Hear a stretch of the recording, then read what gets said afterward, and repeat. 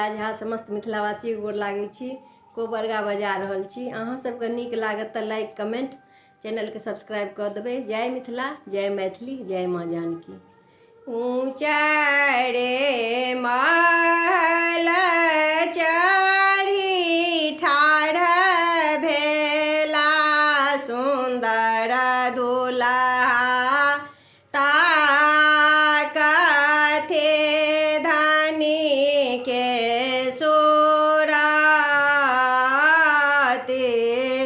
हे ऊँचा रे महल चढ़ी ठाढ़ भेला सुंदर दुल्हा निंघारथे धने के सोराते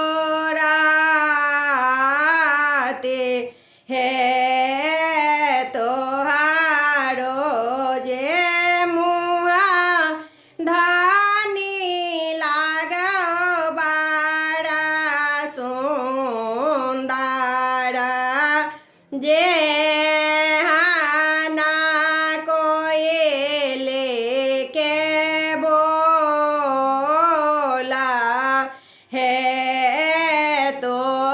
तोहारा मुहा धानी लागो बड़ा सुंदर जे हाना कोयले के बोला हे हाना सोरते धानी छोड़ा लो नहीं जाइए हमको ना जबा अपन गाम हे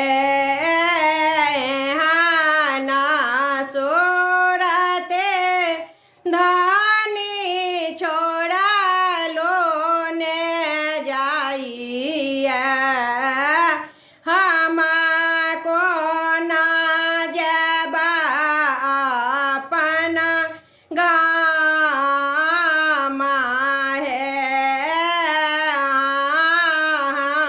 के बोली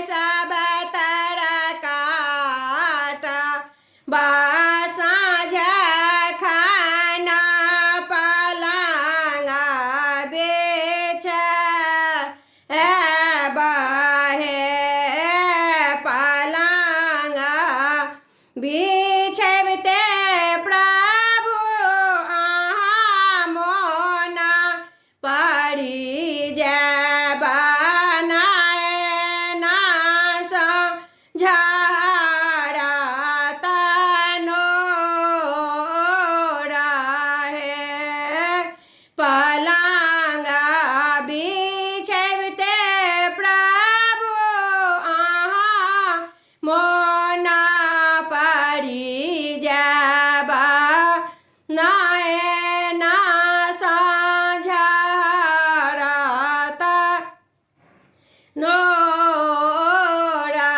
है जोगे जोगे जे बात दोला दोला रोआ कन्या सुहब के बढ़नी आहे बात है। धन्यवाद।